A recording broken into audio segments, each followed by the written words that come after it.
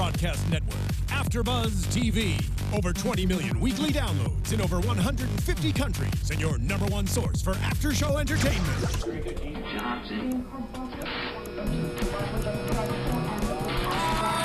AFTERBUZZ TV, the destination for TV superfans. Producing after shows for over 300 of your favorite TV shows, interviewing celebrities and showrunners, and bringing you behind-the-scenes exclusives. All thanks to E! Entertainment's Maria Menounos, producer Kevin Undergaro, and internet leader Akamai.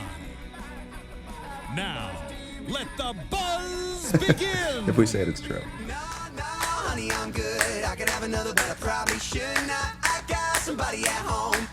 Oh, yeah. Yeah. Shout out to Andy Hammer. Soaking it in. Yes. Welcome, guys. This is the Narcos After Show. We missed you last week. We did.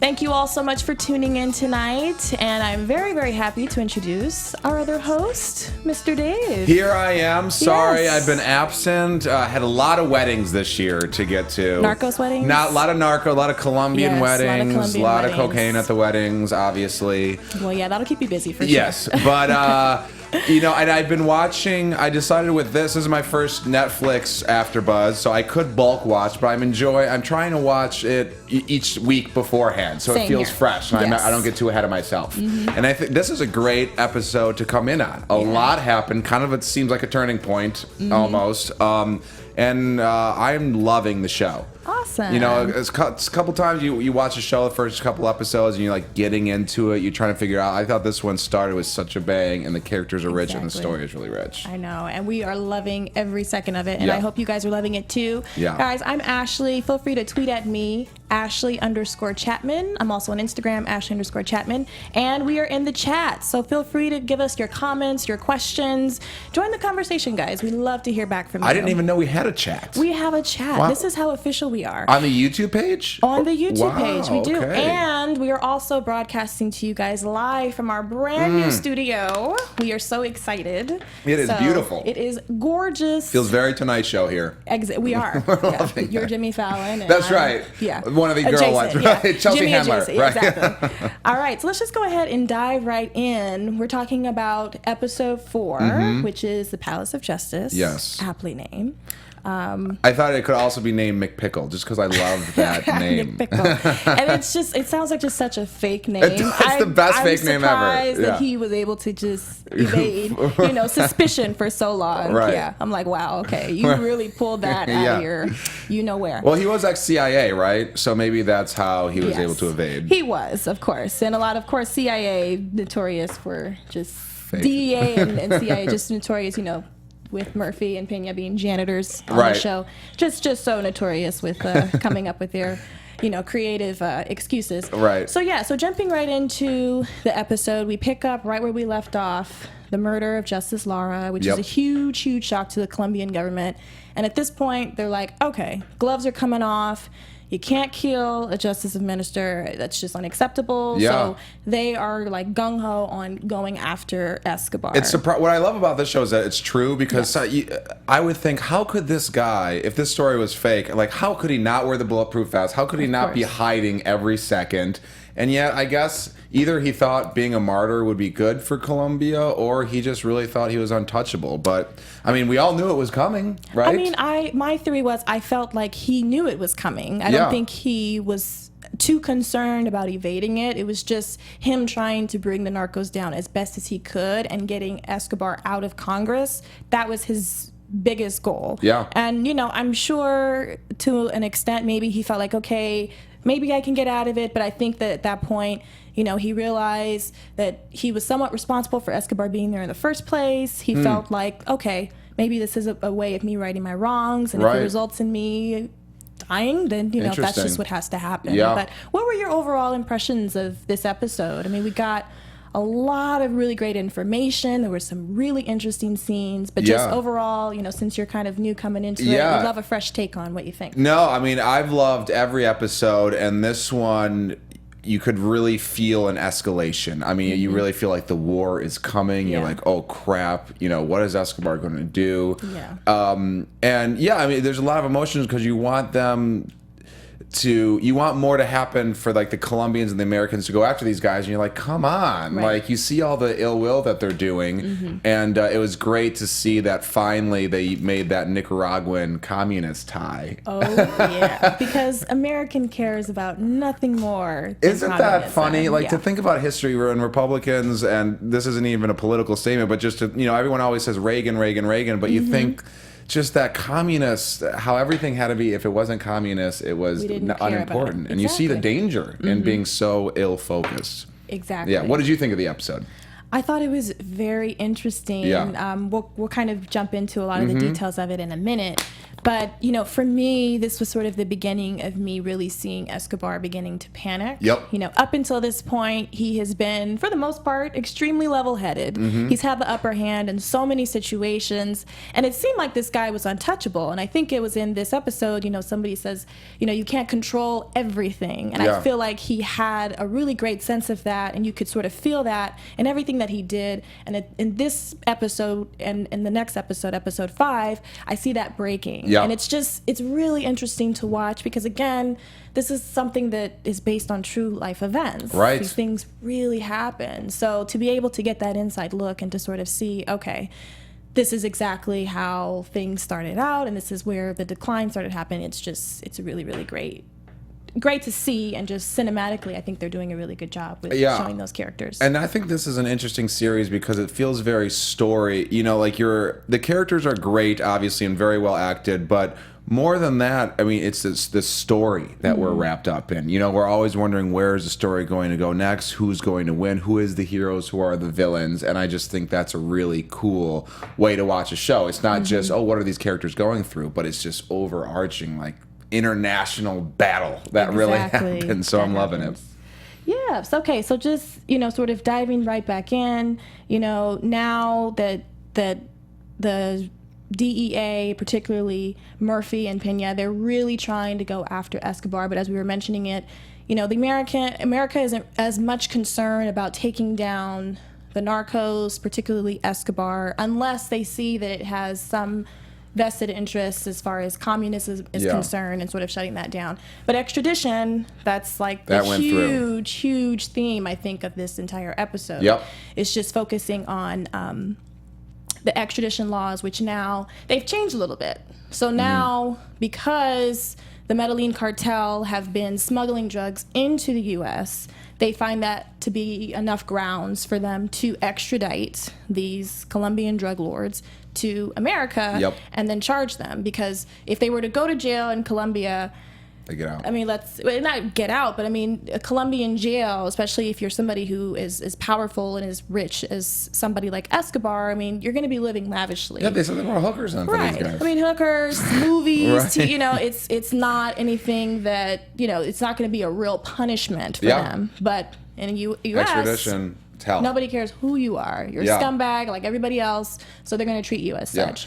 And I also thought it's always funny in any show like this where like the CIA is really portrayed as like these guys are just like, what does it mean? There's always like that government official in every movie or series that's like, what do you guys really know? This isn't that big of a deal. You're way overstating it, and it's like the enemy that you have to fight. And it is. I thought it was surprising that the CIA. I mean, to look at the cocaine problem in the 2000s, you realize how big of an issue it was. But it's interesting to think that nobody cared. And they said, what, more people died from cocaine than, I forget what it was, but it was some staggering figure. So the CIA is already the bad guy in this thing. Exactly. And, so, I mean, now Javier and Steve, they're like super, super gung-ho now on trying to really get this extradition law to go through because, this will be sort of the beginning of the end of them really cracking down on the war on drugs in Colombia. Yep.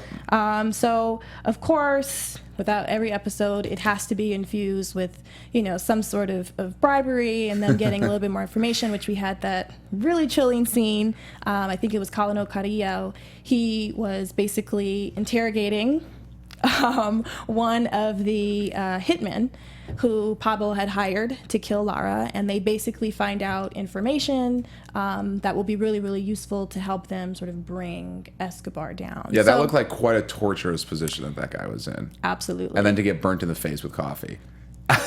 You think they always Your talk? We always morning hear cup of about Joe, right? Good morning. Wake up, buddy. Yeah, you always hear about waterboarding, but that one looks way worse. Okay, yeah, I Yeah. would definitely take that over. They coffee understand the and my things torture any there. day. Yeah. Exactly. So, I mean, just in regard to that, like, what were your takes on, because over the past few episodes, we've been sort of talking about Murphy being sort of immersed in this world and how we think it's corrupting him, and then him really wanting to be a big part, a bigger player in taking down Escobar, and sort of Peña at the beginning not thinking that he wanting to shield him from a lot of things, but for this he's right in the thick of it. And so I guess what are your ideas about him being in this world, and do we feel like it's corrupting him, or do you sort of feel like it's just a part of... Yeah, as you're asking that question, I'm finding that I feel like we're almost on the same journey as he is, because I feel like in the first couple episodes, you watch these, cops literally just shooting guys in the head after they get information for them. And you do see some, messed up stuff. And in the beginning, you think, God, they're so corrupt down there. But then as you watch the series, and same as Murphy goes along, you realize, you know what? Like, this is the reality down there. This is what has to, because the enemy is fighting 10 times dirtier. Yeah. And so in order to get these things done, it's not, you can't just interrogate someone, pat them on the back and say, because jail has no effect on these people.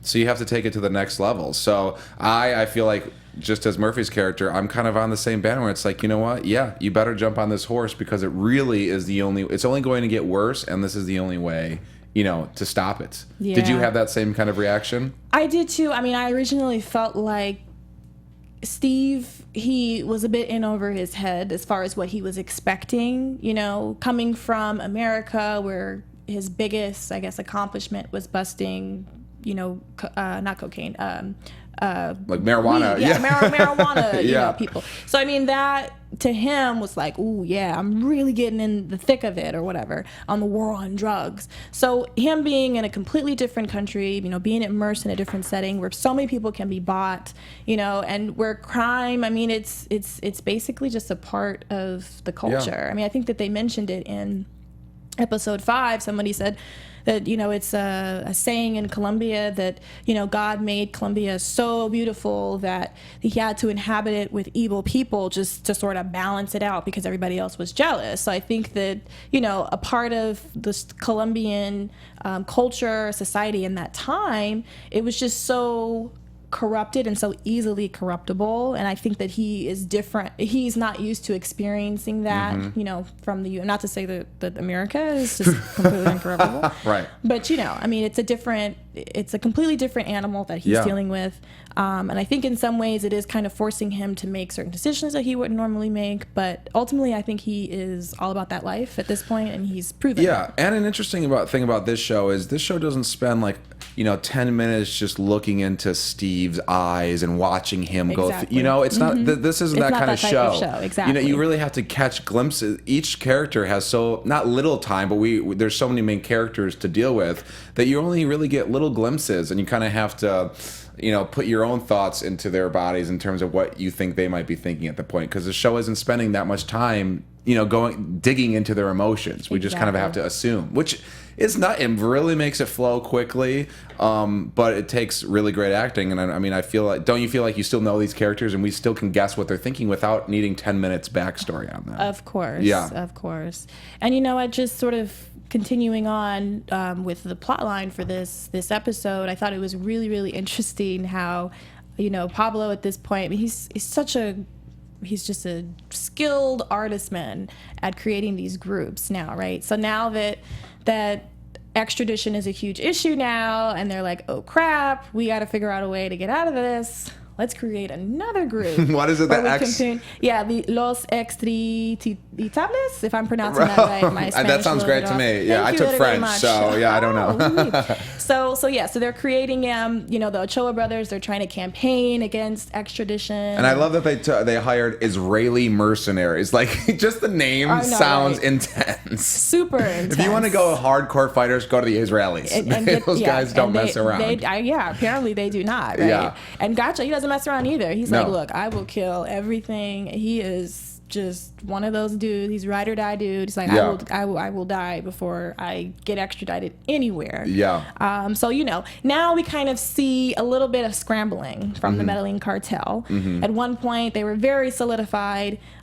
Seemed like they were just kind of always one step ahead of everybody. And now we sort of see the beginning of them sort of saying, oh, crap, this is getting real. We have to figure out a plan B, C, D, E, all the way out to the end of the alphabet. So it's very, very interesting to watch. And then, just on the flip side, with the side of the DEA and them trying to come up with just more evidence to connect them to communism. I thought that was a very, very interesting, route that they took to just sort of get all that information. Right. I mean, who would have thought that communism would have to come into play for the Americans to care about it? Exactly. And it's so far away from Russia and all of that, but thank God for the Nicaraguans, apparently. Thank God they're communisms. Yeah. Yes. Communists. And thank God for the picture that they have. So, so we find out that, which your favorite guy, McPickle. McPickle. Good old McPickle. So McPickle, he leads them to... Well, I love that scene when he goes to the CIA officer and he's like, who's this guy? And he's like, I'm not saying anything. Then some bozo's like, oh, McPickle. Whatever his real name Barry. is. Oh, yeah. What's Barry up to? Right. Is he still live at 389? Yeah. They basically just spilled the beans. Yep. Great scene. I felt like, especially in this episode, just a lot of convenient things happened for the DEA. They had been hitting so many walls, and it just kind of seemed like, especially in the previous episode where all of their, informants or soon-to-be informants, like everyone that they kept trying to get into contact to kept getting hit. Yep. And so they, it seemed like they were being hit back several different feet, but now they were finally able. Now, a lot of convenience came from a lot of stuff in this episode. Yeah, and again, if it wasn't true, it'd be hard to believe. Exactly. Now, what the guy's name who's playing both sides? What's that guy's name? That is it Fernando, I think? The Fernando, he's always in a suit. Yes. Now, I didn't realize till the end of episode 4, but I always thought Pablo Escobar maybe knew that he was playing both sides, but he does not. So the DEA knows that he's playing both. Well, they knew he's playing both sides, right? Playing both. The DEA side knows. I mean, you would have to assume that he knows. But he used that as a threat later in the episode. Yeah. So why would they keep going to him if they know every time that they go to him that he's just going to tell him the guys are going to die? I mean, I think it's somewhat out of desperation. Okay. And, maybe hoping that they can offer him something else. Right. Something that bigger. That might be more useful to him. Yeah. Eventually offering him something like amnesty or, just protection against the cartel. Mm-hmm. But I mean, I don't know. I feel like Escobar, a lot of people in this episode, especially if you're on the side of the Medellín cartel, they're kind of inexpendable. Mm-hmm. They're we can just kind of use them up and get the information that we need from them, and then when they're no longer useful, we just kind of pop them. I mean, not even pop them, just kind of kick them to the side, So it's not a huge concern from them, like, oh, does he know? And, are you going to be okay? Like, for them, it's like, okay, give us the information we need. Here's your money, and we're done. Right. Type of thing. Yeah. But no, that is pretty interesting. I thought about that, too. It's like, usually this is the time where, some guys will be rolling up in a car and taking them out, but that hasn't happened yet. Maybe that'll happen. I feel like maybe that might be coming, but we'll see. Some predictions going out there. But yeah. So, all right. So, now that they have the picture now, they have enough evidence that they need for right now to really sort of invade Pablo's estate. Before they do that, he obviously tries as best as he can to sort of get rid of as much evidence as he can. And but eventually they do find the address that leads them to in the fire. Yeah, in the fire. Good old Blackbeard. Like, these names are just so McPickle, Blackbeard. It's wonderful. And it's because he was the treasure chest. He knew where the treasures were hidden. Such a great nickname. Right. Yeah. Exactly. And I was surprised that they got so much information out of him. So I guess we're just to assume that this guy doesn't care about his own life, or they must have offered him some protection. Did they go into why he was so willing? I don't think they did. With Blackbeard? Yeah. I mean, I don't think that he really said, or they didn't mention that he said a whole lot. It's just what they found. They were able to arrest him, and then they were able to search his premises, and that's where they found all of the information. Okay, cool. So they just had grounds to basically arrest him and search him. Okay. And in that search, they find a crap load of information and evidence against Escobar, which is going to be extremely useful in them basically setting up a case against him that will get him arrested and sent That's to the the US. 600,000 documents, right? So that all came from Blackbeard. Yes, and that's where we find out about Mr. McPickle. Mickey. Good old Mickey. Good old Mickey Pickle.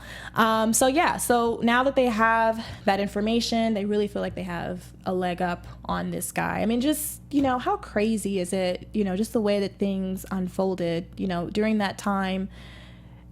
Just how Pablo was able to evade. I just think about that. I mean, we're talking about it now, and we'll get into a little bit more. But just with this show being the theme, Palace of Justice, and us, this is supposed to be, the Palace of Justice was like Supreme Court, like this Supreme Court equivalent.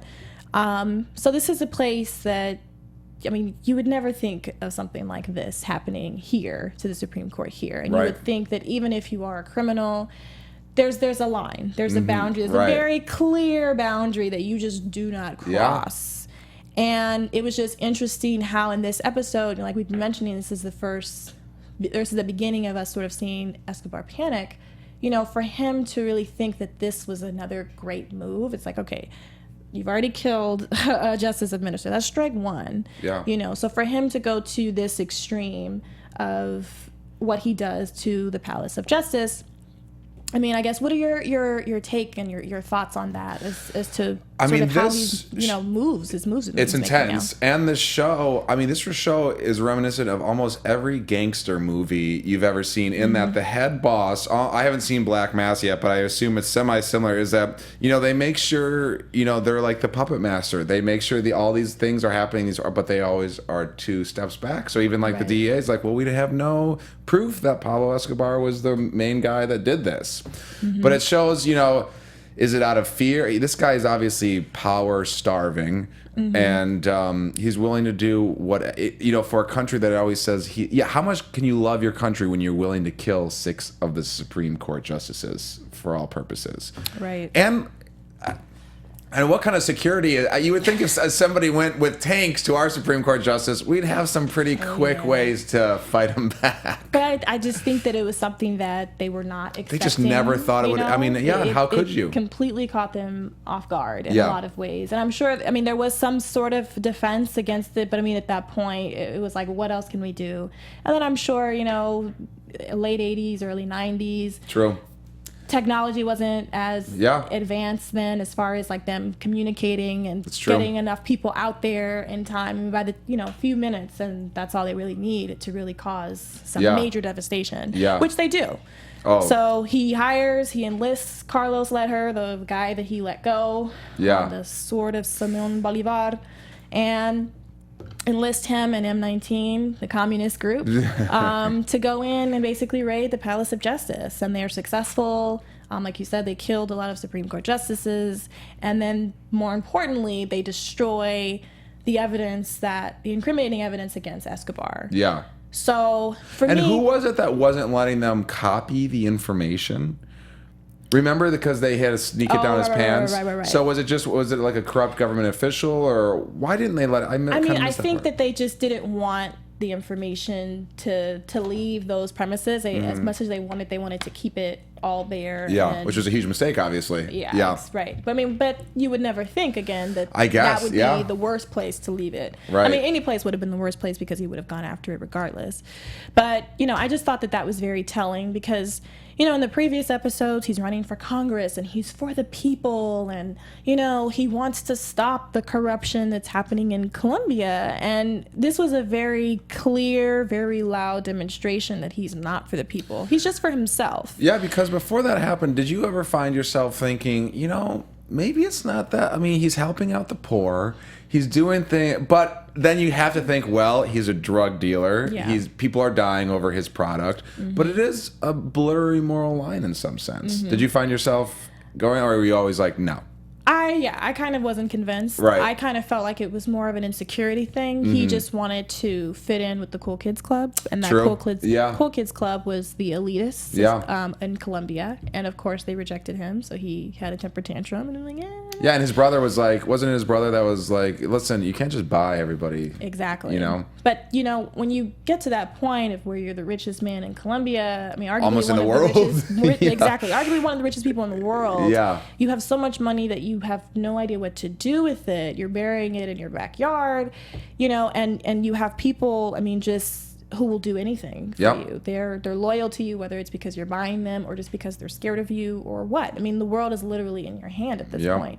So I don't feel like he even thought that that would be a challenge for him. And the fact that it just proved, okay, I'm not a part of this club, I'm not a part of this world, so I've got to do even more to sort of get over on that. But, you know, like I was saying, I felt like it was really telling of just how selfish his motives are, and it just showed that to the people. And so, you know, for me, I was like, okay, well, obviously we sort of know how the story ends, but, you know, I was hoping that this would be a really telling revelation, you know, for people who were in favor of Escobar and who were supporters of him and advocating for him to become president eventually, just to see, you know, that no, his motives are not for you, you know, like a lot of politicians. When it comes down to it, if it's you or me, you know exactly who they're going to choose, and that's exactly what they did by burning down the Palace of Justice. Yeah, though I'm sure even with, you know, poor people, I think, you know, the people that have nothing and probably don't have the intellect to even understand much, when someone is giving you $200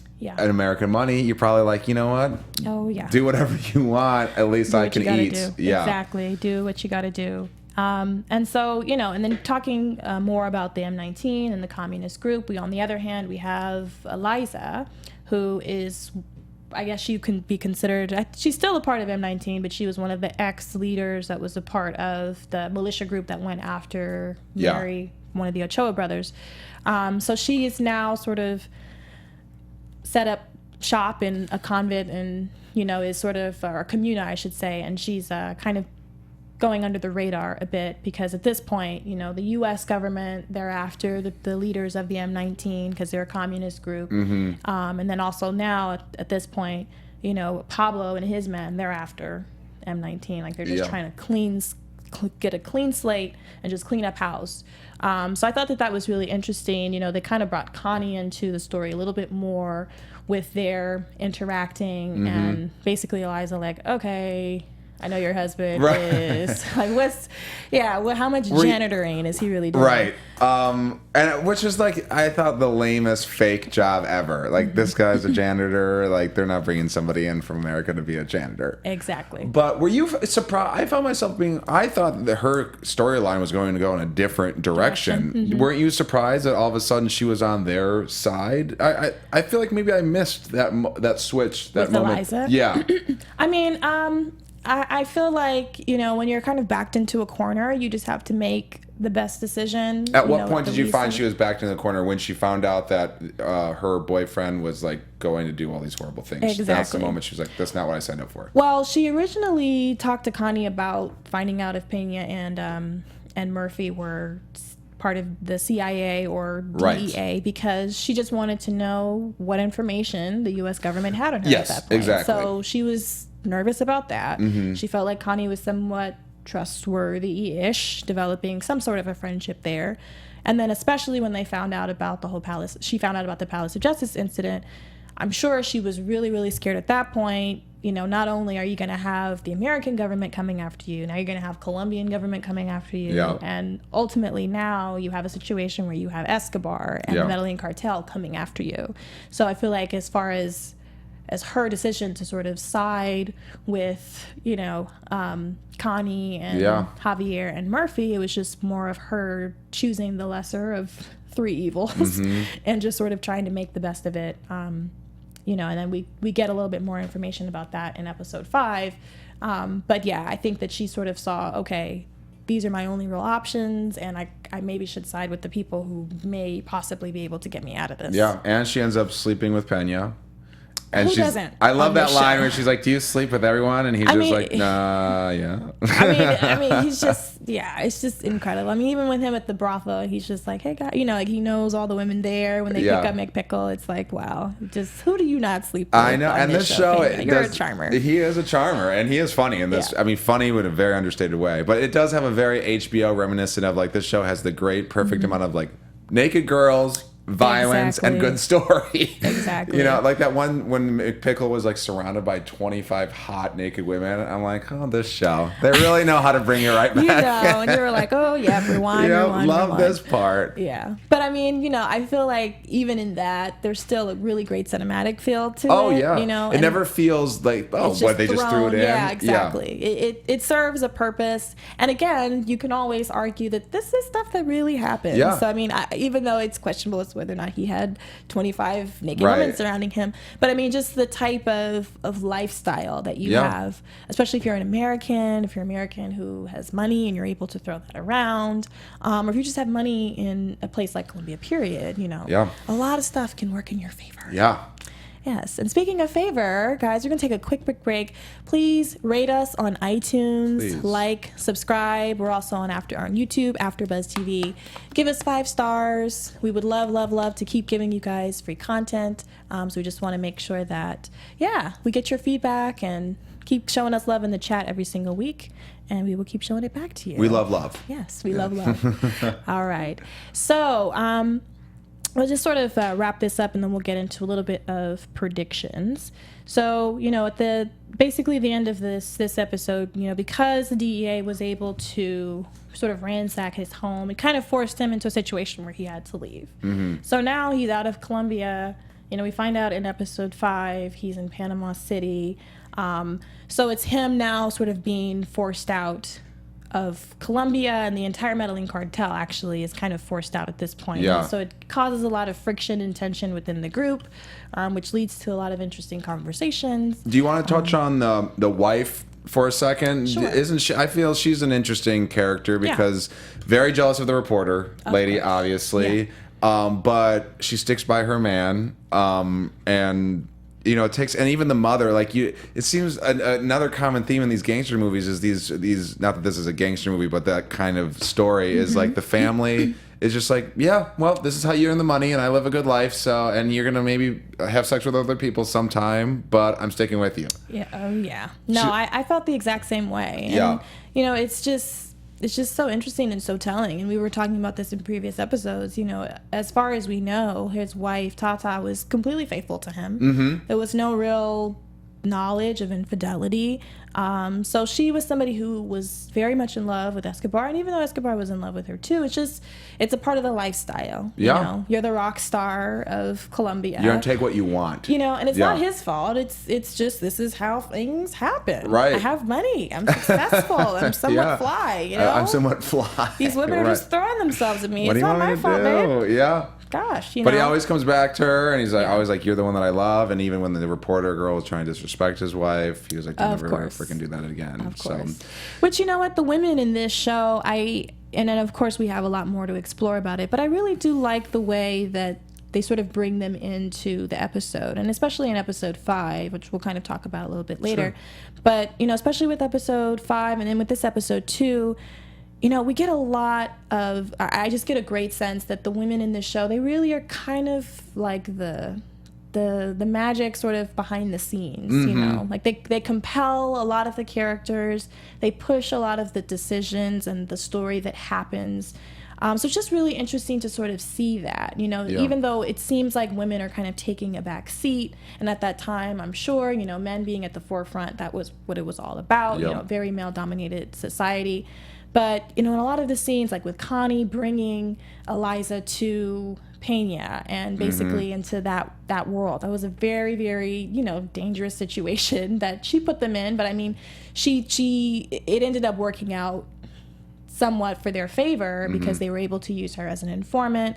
And then, with just Tata, and she with Escobar, and just all of the conversations that they have and their interactions. Like, it pushes a lot of the decisions that he makes. Yeah. And obviously what she says counts. And we see a lot of that happening in this episode. So I think that that's really, really great, that there is the side of women sort of being, the side chick, the side piece, but we also have the other side of these very strong women who are behind their men, they're supporting their men, and they also sort of lead a lot of the narration or a lot of the action that happens in the show. What do you think about Murphy's wife, like, as an actress, as a character? Sometimes I'm like, her decisions, I'm like, I don't know. The actual actor? How do you feel of her character in the acting? Sometimes I'm like, I don't know if it's like a believability thing, or if her personality seems maybe a little pushed. I don't know. There's something about her that's not clicking 100% with me. You don't feel the same way? I mean, I kind of chalk that up to us not really having as much. A lot to go off of with her. A lot of that happens with a lot of characters. I mean, I feel that somewhat about Steve too. I feel like we still haven't gotten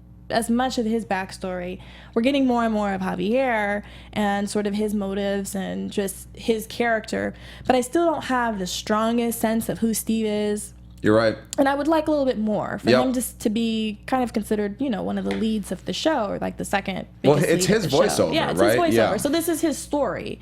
So I just feel like with Connie specifically, we just haven't got the biggest sense of her, but I feel like we are learning a lot more about her, and she's not one of those people who's like, I'm just gonna sit at home and just, knit and just, be quiet. Like, she wants to be kind of a part of the action in some way, shape, or form, which I think it's great.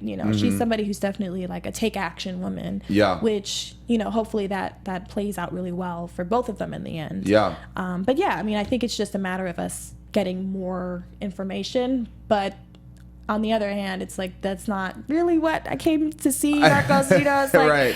Great, I would love to sit down and have a Oprah book talk with your sister girl, but Pablo Escobar, that's really who we want to find out. But it is a good about. point that you made, and kind of ties back to what we said in the beginning of the show, is that you don't see a lot of Steve's character. I mean, you don't know a lot lot about him. He probably gets about 10, 15 minutes of a whole episode, right. And but again, because it's not about him, exactly. And so they give us just enough to tickle. Exactly. And speaking about who it's not about, let's talk about who it is about. The very end, we close on Pablo. Yep. He just, I really thought it was just a really interesting scene at the end. He does this whole speech about the sword to Carlos, the head of the M19, and about how he's just so proud of him, and here's your money, live long and prosper, basically, right? And then just kills him. Bam.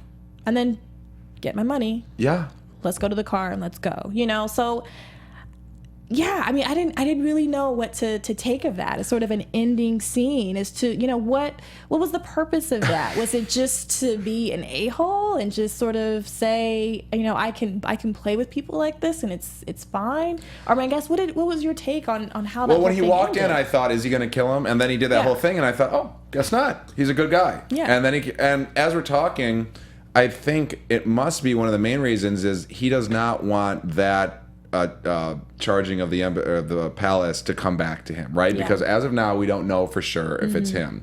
So he's basically cleaning house, anybody that might know that kind of information. Because he never really respected that guy. Yeah. And that guy is one of the original guys that kidnapped the girls. So maybe he was always looking for a reason, and he just was like, instead of $2 million, pop him.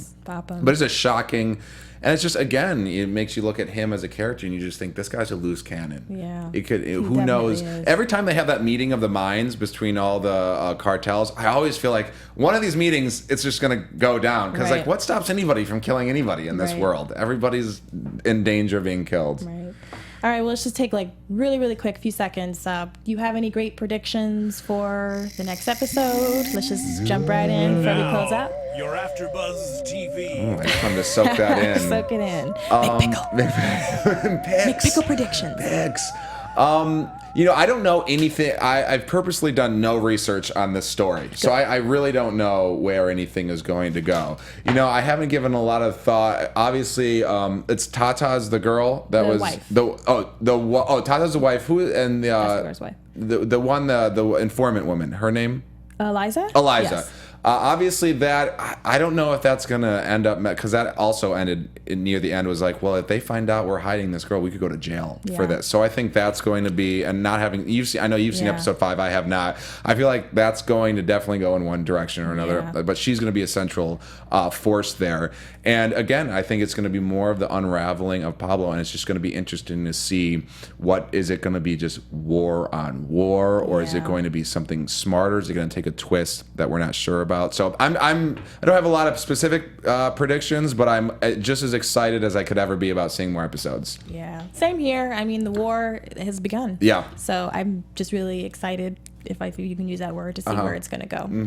All right, so we're just going to go ahead and wrap things up. Dave, where can they find you on social media? Sure, you can find me at Go Blue Dave on Twitter and Dave Abed on Instagram, DAVEABED. And you can catch me almost every Saturday at the Next Door Lounge, where we do a live murder mystery dinner theater. Ooh. So come help us solve a murder and eat some great food and drink some cocktails any Saturday. Sounds fun. Get it on Groupon. All right, guys, thanks so much for tuning in this week. I'm Ashley. You guys can follow me on Twitter, Ashley_Chatman. Tweet at me. Share your comments, questions, concerns, outrages, whatever it is. Outrages. And I'm also on Instagram, Ashley_Chatman. And you can check me out right after this after show for Fear the Walking Dead. Awesome. All right. We'll see you next week. See you next week. Bye. From executive producers Maria Menounos, Kevin Undergaro, Phil Svitek, and the entire AfterBuzz TV staff, we would like to thank you for listening to the AfterBuzz TV network. To watch or listen to other after shows and post comments or questions, be sure to visit AfterBuzzTV.com. I'm Sir Richard Wentworth, and this has been a presentation of AfterBuzz TV. Buzz you later. The views expressed herein are those of the hosts only and do not necessarily reflect the views of AfterBuzz TV or its owners or principals.